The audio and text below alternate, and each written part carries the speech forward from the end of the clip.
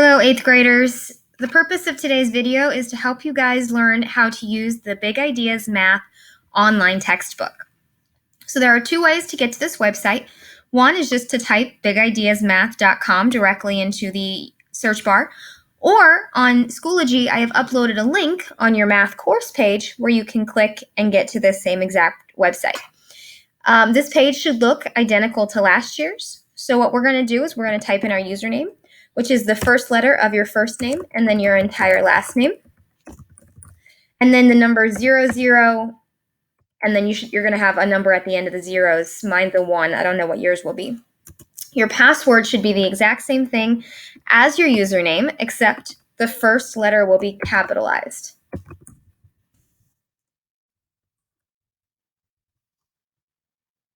Well, that didn't work. Let's try it again.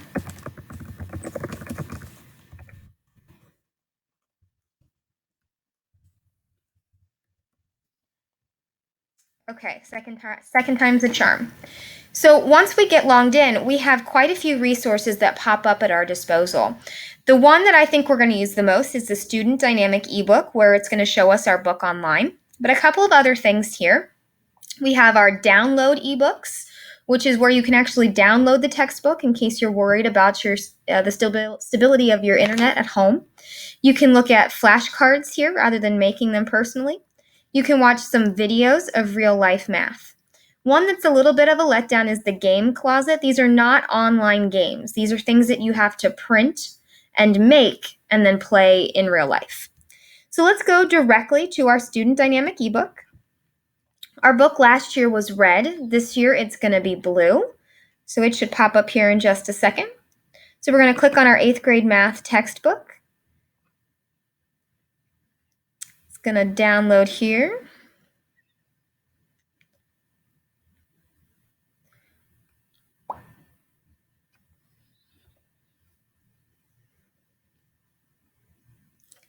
Okay, so over on the left here, we have a couple of things, some options to choose from.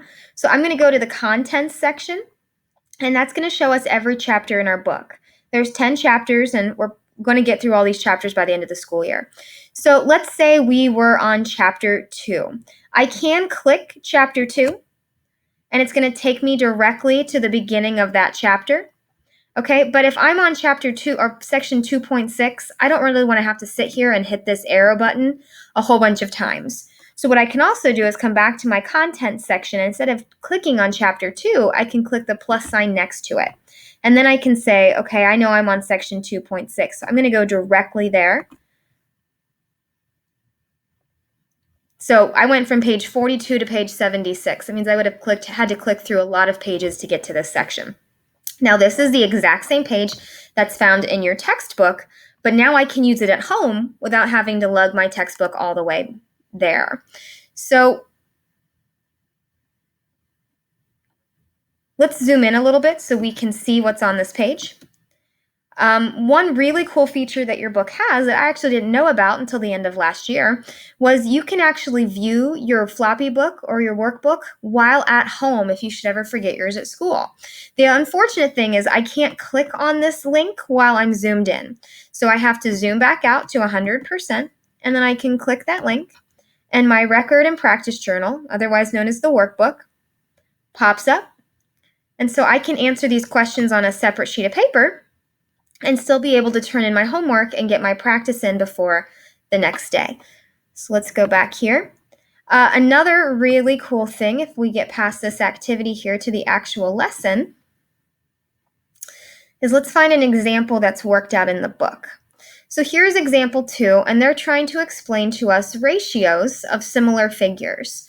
And if we ever having trouble understanding what they're showing us here, we can actually click on this play button next to example 2, and a video will come up where somebody's going to explain to us the word problem instead of us trying to figure out what's being said. So find the ratio, red to blue, of the areas of the similar parallelograms.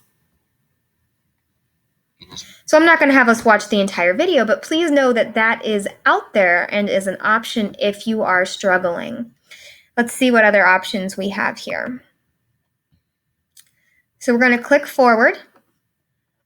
Let's see. if I'm ever having trouble on a homework problem and I'm using my online textbook, you'll see these orange numbers out to the side. If I click on those, it'll take me to an example problem that's like those problems, and then I can either examine the example problem or again, I can watch the video to get help